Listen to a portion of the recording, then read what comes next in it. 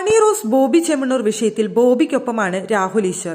ഹണിയുടെ വസ്ത്രധാരണം മാന്യമല്ലെന്ന വാദമാണ് രാഹുൽ ഈശ്വർ മാധ്യമങ്ങളിൽ നൽകുന്ന പ്രതികരണങ്ങളിലെല്ലാം ആവർത്തിക്കുന്നത്.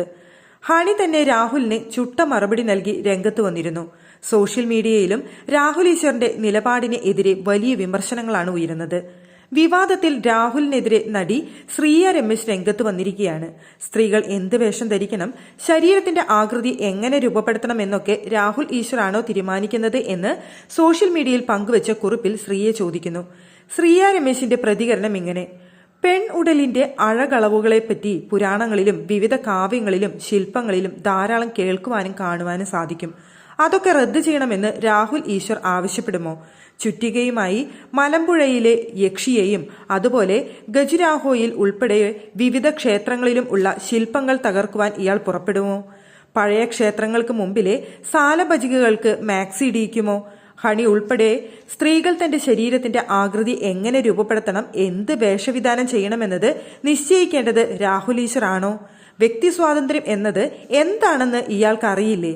മനസ്സിലാക്കേണ്ട ഒരു കാര്യം, ആണും പെണ്ണും തമ്മിൽ സൗഹൃദമോ പ്രൊഫഷണൽ ബന്ധമോ ഉണ്ടാവുക സ്വാഭാവികമാണ്. എത്ര അടുപ്പമുണ്ടായാലും ഏതെങ്കിലും ഒരു പോയിന്റിൽ തനിക്ക് അലോസരം ഉണ്ടാക്കുന്നു എന്ന് കണ്ടാൽ അതിനെതിരെ പ്രതികരിക്കാനും ആവശ്യമെങ്കിൽ പരാതി നൽകുവാനും സ്ത്രീക്ക് അവകാശമുണ്ട്. ഹണിയും അതേ ചെയ്തുള്ളൂ.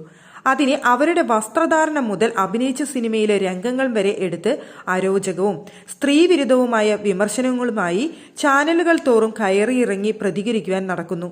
കുറ്റാരോപിതനേക്കാൾ സ്ത്രീവിരുദ്ധതയാണ് അതിൽ പലതും എന്നാണ് എനിക്ക് ഫീൽ ചെയ്തത്.